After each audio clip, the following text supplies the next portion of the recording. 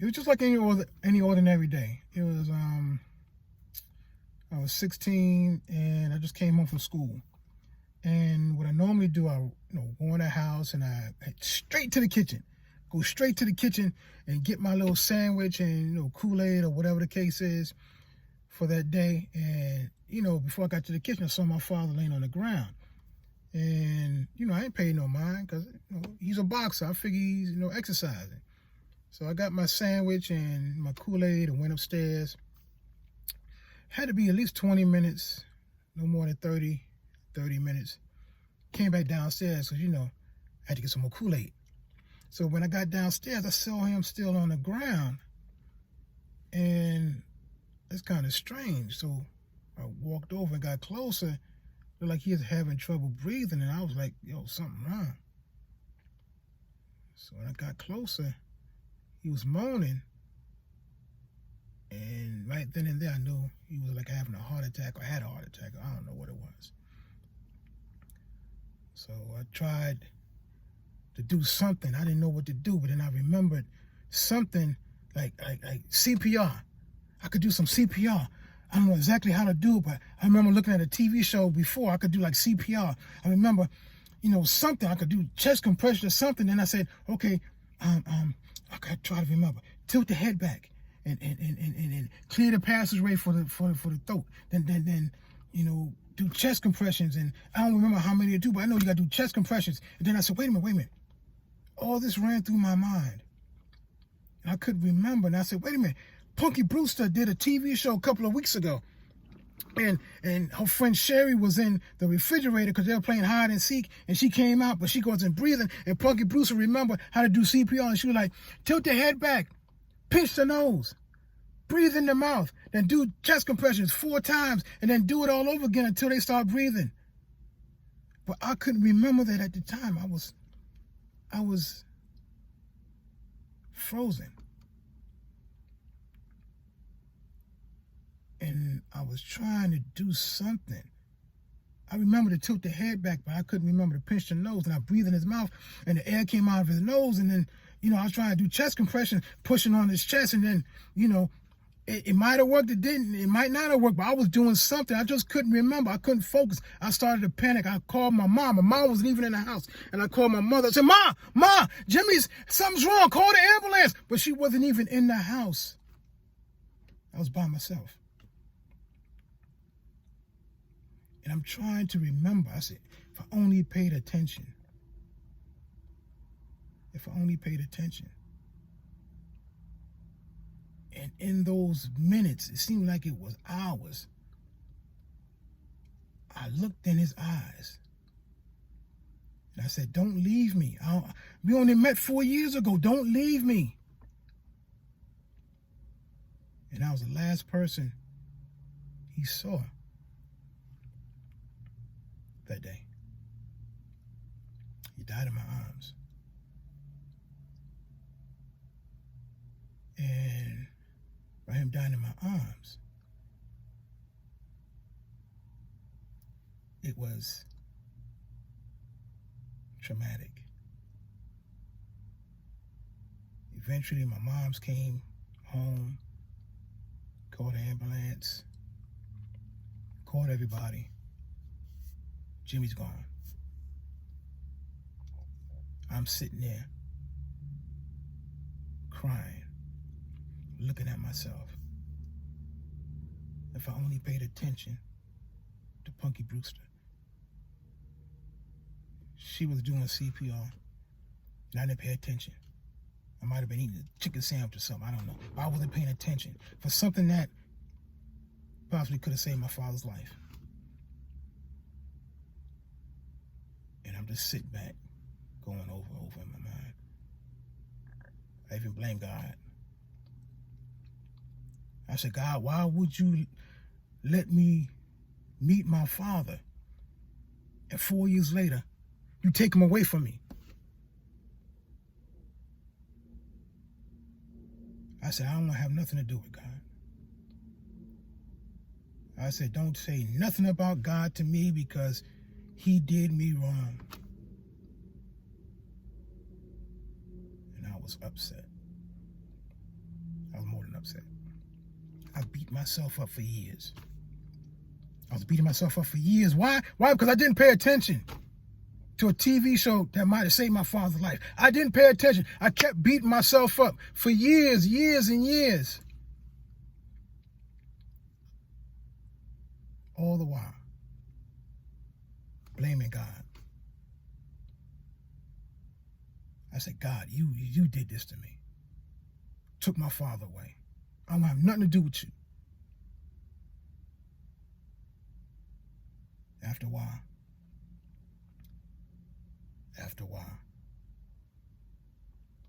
he said, you didn't want to have nothing to do with me, but I'm going to have a lot to do with you. I got a plan and a purpose for your life. It took some time. But after a while, he drew me with love. After a while, he revealed to me what happened. After a while, I said, I still don't want to have nothing to do with God. Because what God will introduce me to my father after 10 years and then 4 years later, take him away from me. I still don't have nothing to do with him. But he drew me with love. And after a while, I keep saying after a while because it took some time. These were years later. Years later. After a while, I felt the love of God in my life. But I still hated myself because I didn't pay attention. I could have saved my father. And people telling me, no, it's not your fault. But I keep beating myself up saying it was my fault. Why did I beat myself up? Because I blamed myself. And I blamed God. And when I talked to God, I said, why did this happen? Why did it happen? He says, you're my son. That was your earthly father, but you're my son. You had to go through these things to make you the person that I created you to be. But I said, I don't even like you. I don't even want to be around you, God. Why did you do this to me? Why did you take my father away? He said, I didn't take him away. He's still in your heart. And he said, I love you. That's why I made him your father on the earth. And you spent time with him these 4 years. But I said, I don't want to have nothing to do with you. But God said, you don't know any better. I forgive you for doing and saying those things about me. But what I want you to do, go F yourself.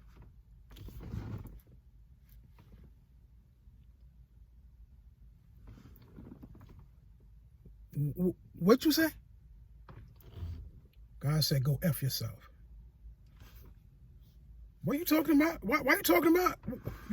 Why are you talking like that to me, God? Because you're my son. I forgave you. I want you to go and forgive yourself. Because it's not your fault that he died in your arms. So go forgive yourself and come back and talk to me. That's what I want to talk about today. When God says, go F yourself, don't take it personal. Because God wants you to forgive yourself just like he forgave you. Let's get into it. I was just like you when I heard that. God said, go F yourself. I'm saying, what is you talking about? Who are you talking to? I said, oh, wait, I can't talk like that. But God said, go F yourself. Go forgive yourself. I forgave you already. Go forgive yourself. And I'm saying, why are you telling me to forgive myself? I'm the one that didn't remember and didn't pay attention. I might have saved my father's life. I'm the one who did it. Why are you telling me to go to forgive myself? What do you mean forgive myself? And God said, I have a plan for your life. The things you went through is not for you, it's for those that's assigned to you. You went through that situation to help those people who went through the situation or going through the situation, or maybe coming into a situation like that. Their parent dies while they're in the house. Their parent dies in their arms. Their parent dies right in front of them. You can minister to them. You can help them. You can comfort them. But I'm saying, why are you telling me go forgive myself? Why'd you say, go F yourself? Why'd you say it like that? He said, I got to get your attention. Like I got your attention. Just like when you saw the thumbnail, when you saw the title of this video, and you start listening to this whole video. You stayed for 7 minutes hearing my story, hearing my testimony, how God told me to go F myself. And you trying to figure out, what did God mean? Did he curse at him? No, he didn't curse at me. He told me to go forgive myself. But I needed you to listen to why. The big why. Because I didn't forgive myself. I blamed myself for not being able to remember and pay attention to something that could have saved my father's life. And God has told me that when you forgive yourself, no matter what you went through, he forgiven you, you got to forgive yourself. Because the situation that you're going through now, those health conditions, those health challenges, could it be the reason you're having those challenges is that you didn't forgive yourself? Because when you don't forgive yourself, it releases toxins in your body. When you don't forgive yourself, you have mental challenges because you're going over and over and over in your mind. The stuff that happened in the past. I went over in my mind for years. The stuff that happened. I couldn't pay attention. I didn't do CPR. I didn't know how to do CPR. It was presented to me, but I didn't pay attention. And I could have done it if I paid attention and remembered. I was beating myself up, calling myself stupid, calling myself lazy, calling myself everything in the book, even blaming God. But God said, once you forgive yourself, you will have access to all these things that he always prepared for me before the foundation of the world. And I'm telling you this because you got to forgive yourself. If you're listening to this video right now, we way past 10 minutes in. We way past 10. They say, oh, don't do a video more than 8 minutes. Don't do a video more than 10 minutes. No, I'm doing this video for you. If you're listening to me right now, you need to forgive yourself. God said, go F yourself and talk to him. So that means you got to go forgive yourself and come back to him because he has some stuff that he want to release in your life. And it can only be released when you forgive yourself. Because if you don't forgive yourself, you're going to go around the same thing over and over and over again. You're going to go around the same circle. And why am I saying this? Because there's 3 things that can happen instantly. 3 things that can happen instantly once you forgive yourself. I said it. Once you forgive yourself, 3 things can happen. And I'm going to tell you what can happen once you forgive yourself. The first thing, when you forgive yourself, you can release the weight of the past. You can release the weight of the past. I released that weight that it was my fault. If I just paid attention, maybe my father would have been alive. If I just paid attention, I released that weight because I've been carrying that weight for years. I carried that weight for years. And one day, I'm sitting in my sister's room and sitting there crying, oh man, I wish I would have paid attention. My sister's like, what's wrong with you? Oh man, if I paid attention, oh man, maybe Jimmy still be alive, oh, blah, blah, blah, blah, playing the pity party. She said, I'm tired of hearing you saying all that mess. Don't you know when the paramedics came, they said he was still alive because his blood was still pumping in his chest. He just couldn't, move on anything. Don't you know you did the best you could? I'm like, what? He was? She was like, Ma, come in the house. Come over here. He up there still bubbling. I forgot the word she used. Babbling about he didn't pay attention. He died in his arms and all this stuff. She like, he still believe in that stuff? I'm like, why are they talking to me like this? She's like, don't you know he was still alive? just that he couldn't respond? I'm like, oh, I didn't know that. I didn't know that. Release the weight of the past once you forgive yourself. I did do enough to keep him alive. I did do enough. The little bit I remembered kept his heart beating. That was a weight that was lifted off of my whole back. And I'm saying to myself, wow, I was carrying a weight that I didn't have to carry. The second thing that can change your life instantly, when you forgive yourself, you can redefine yourself in God's eye. You can redefine yourself in God's eye. And what do I mean by that? God has already said things about you to help you look the way he sees you. I'll say it again. He said some things about you so you can look the way he sees you. And what I mean by that, God said you are fearfully and wonderfully made. God said you are made in his image and his likeness. God said you are his. And since you are his, you will look like him, you will act like him, you will be like him. But you're not going to be like him if you're carrying that weight. You're not going to be like him if you're talking down to yourself. You can't be like God if you're not acting like God. God is not beating himself up. God is not talking down to himself. God is not saying, oh, woe is me. No. What I'm telling you is you can redefine yourself in God's eye. God is looking at you saying, hey, that's my boy. That's Anthony. That's my son. He's saying the same thing to you. Oh, man, look, you doing so good, man. Yo, you doing so well. Hey, look at this. They thought they messed up, but they didn't mess up. They just thinking that, and as a man thinketh, so is he. I was thinking, oh, man, God don't even love me. I don't even love him, and I know he don't love me because he took my father away.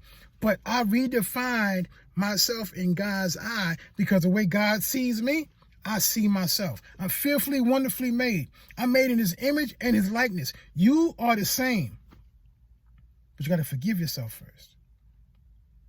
And the last thing that will instantly change, you can move forward with joy and purpose. You can move forward with joy and purpose. Why? Because you will understand that it's not your fault. You can understand that everything that happened to cause you to think that way, it's not your fault. And once you realize that you can act the way you desire to act because God has already prepared things out for you, it wasn't your fault. Whatever you went through, the challenges you went through, you can move forward in joy knowing that not only God got your back, God got your front, God got you covered. And since God got you covered, you can move with joy forward. Because you were staying stuck or standing still stuck in that place called woe is me. Oh man, if I just paid attention. Oh man, I can't do nothing. Oh man, I don't love God. You don't love God? What's wrong with you? Hey, that's a song. But you were staying stuck because you are having a pity party on yourself saying, man, woe is me. No. Once you forgive yourself, you can move forward with joy and purpose. You can get that joy, inexplicable joy.